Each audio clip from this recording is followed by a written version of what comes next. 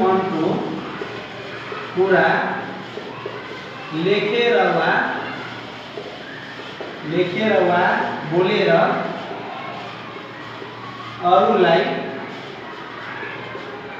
सजिलोसित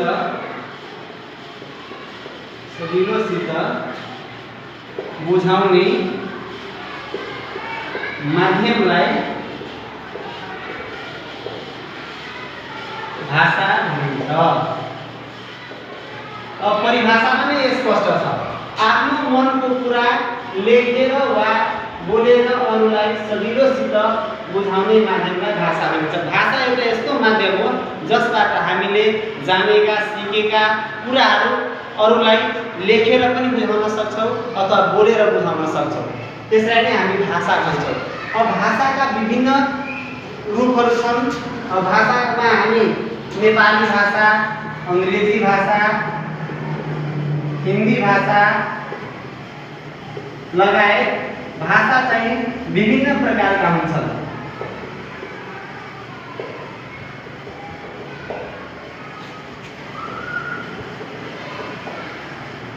अब भाषाको बारेमा थाहा पाएपछि अब हामी भाषाका चाहिँ रूपको बारेमा थाहा पाऊँ।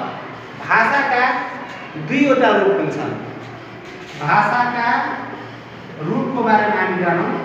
भाषाका मुख्यतः दुईटा रूप हुन्छन्। एउटा रूप भनेको कथ्य भाषा। यसलाई प्रकारमा पनि अध्ययन गर्न सक्छौँ। कथ्य भाषा र अर्को चाहिँ लेखीय भाषा। यी भाषाका मुख्य रूपहरू हुन्। कथ्य भाषा भनेको हामीले अरूलाई कुनै कुरा बुझाउँदाखेरि बोलेर जुन बुझाउँछौँ बोलाइ नै हाम्रो कथ्य हो। त्यसलाई हामी कथ्य भन्छौँ। वाक प्रतीकहरू, वाक क्षमताको आधारमा हामी बोलेर अरूलाई कुनै कुरा बुझाउनु नै के हो त कथ्य भाषा अन्तर्गत पर्दछ भने लेखीय भाषा भनेको जति पनि वर्णहरू छन् त्यो वर्णलाई लिपिबद्ध गरेर लेखाइको रूपमा प्रयोग गरेर सिकाउने बुझाउने भाषा भनेको लेखीय भाषा हो। यो चाहिँ लेखाइको रूपमा प्रयोग हुन्छ। जसरी हामीले नेपालीमा क देखि यसम्म, त्यस्तै अ देखि असम्म यो चाहिँ अक्षरहरू प्रयोग गरेर त्यसलाई लेख्नु नै के हो त लेखीय भाषा हो। भने कथ्य भाषा भनेको बोलाइको रूपमा प्रयोग हुने भाषालाई हामी कथ्य भाषा भन्छौँ। अब हामीले एउटा कुरो के जान्नु पर्यो भन्दाखेरि हामीले लेखेर वा बोलेर अरूलाई बुझाउने माध्यमले भाषा त भन्यो। कतिपयले भाषा भनेको साङ्केतिक पनि हुन्छन्। इसाराले त्यसपछि विभिन्न कुराको नक्कल गरेर हावभाव गरेर पनि देखाउनु भाषा भन्छन्। तर वास्तवमा व्याकरणिक दृष्टिकोणले भाषा भनेको नक्कल गरेर होइन कि साङ्केतिक होइन कि भाषाको वास्तवमा रूप हुनुपर्छ र त्यो रूप भनेको लेखाएर बोलाइकै क्रममा हुनुपर्छ। जसलाई हामी वर्णको माध्यमबाट अक्षरहरूको माध्यमबाट प्रयोग गर्छौँ त्यो नै भाषा हो। अब यी भाषाको बारेमा जानिसकेपछि अब हामी चाहिँ भाषाको सम्बन्ध व्याकरणसँग कस्तो हुन्छ त? के भाषा बिना व्याकरण अधुरो हुन्छ त? त्यसको बारेमा पनि अब हामीले केही कुरा छलफल गरौँ। भाषा र व्याकरण एकअर्कासँग अन्तरसम्बन्धित छन्। बिना भाषा व्याकरण अधुरो हुन्छ, अपुरो हुन्छ। बिना व्याकरण भाषाले आफ्ना कुराहरू कसैलाई बुझाउन सक्दैन। त्यसकारण भाषा र व्याकरण एकअर्कासँग अन्तरसम्बन्धित विषयहरू हुन्।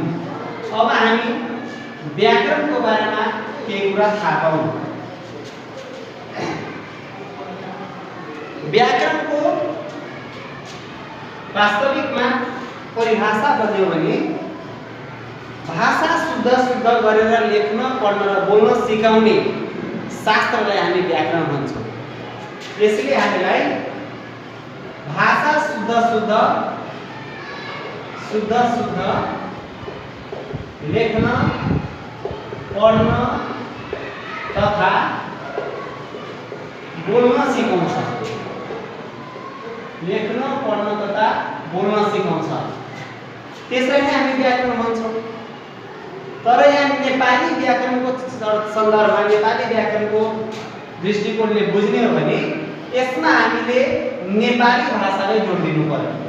नेपाली भाषा शुद्ध शुद्ध नेपाली भाषा शुद्ध शुद्ध लेख्न पढ्न तथा बोल्न सिकाउने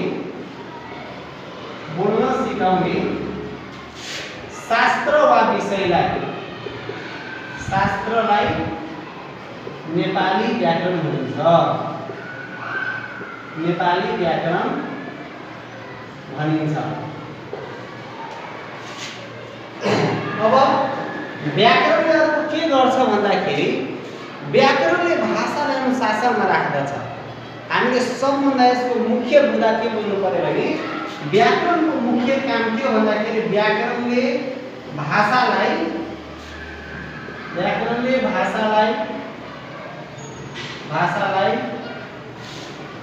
अनुशासनमा राखेर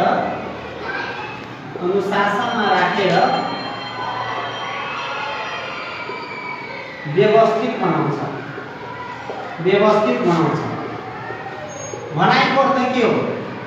बिना अनुशासन जसरी हामीले कुनै पनि काममा सफलता पाउन सक्दैनौँ त्यसरी नै अनुशासन बिनाको भाषाको कुनै औचित्य नै रहँदैन। जस्तै हामी यसलाई नै इक्जाम्पलको रूपमा लियौँ। राम लेख्छ कविता। यो भाषा व्यवस्थित भएन। तर यसकै पदक्रम मिलायो भने राम कविता लेख्छ। अब रामले के लेख्छ भने रामले कविता लेख्छ। यो आयो। यसरी व्याकरणले भाषालाई पूर्णता दिन्छ।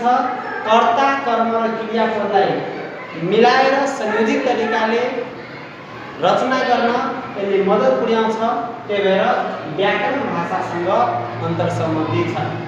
व्याकरणले भाषालाई अनुशासनमा राखेर हामीले कहाँ कस्ता नेपाली भाषाका वर्णहरूमा शब्दहरूमा कुन ठाउँमा चिन्हहरूको प्रयोग गर्ने, चिन्हको प्रयोग, त्यसपछि उच्चारणका क्रममा कस्ता शब्दहरूमा विश्राम गर्ने, विराम गर्ने, त्यस्तै यसले नेपाली भाषाका विभिन्न रचनात्मक कुराहरू जस्तै हामी कथा, निबन्ध, जीवनी जस्ता विभिन्न रचनात्मक कुराहरू कसरी लेख्ने ती कुराहरूको बारेमा पनि हामीलाई व्याकरणले धेरै सघाउ पुर्याउने भएको हुनाले भाषा र व्याकरण एकअर्कासँग सम्बन्धित छन्।